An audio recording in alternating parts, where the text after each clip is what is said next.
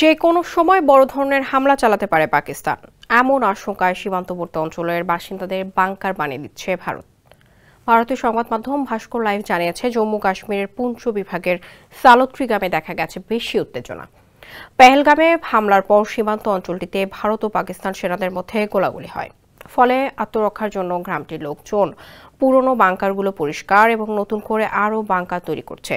সালত্রির বাসিন্দারা জানিয়েছে, তাদের এসব বাংকার বানিয়ে দিয়েছে ভারত সরকার, যেগুলো অনেক শক্তপোক্ত, একই সঙ্গে বুলেট প্রুফও। এছাড়া এগুলো গোলাবর্ষণের সময়ও নিরাপত্তা দিতে পারে। জানা যায়, বাংকারগুলো তৈরি করা হয়েছে মাটির 10 ফুট গভীরে। ভাস্কর লাইভকে গ্রামবাসী জানান, তারা সীমান্ত এলাকায় বসবাস করছেন। এখানে সংঘর্ষের প্রভাব সবচেয়ে বেশি। স্যান্ডেলিনা সো, রূপচর্চায় আভিজাত্য। এজন্য প্রধানমন্ত্রী নরেন্দ্র মোদী তাদের জন্য বাংকার বানিয়ে দিয়েছেন। এগুলো খুবই শক্তিশালী, বুলেট প্রুফও। ফলে মাটির নিচে এসব বাংকারের আশ্রয় নিতে পেরে তারা খুবই নিরাপদ বোধ করেন।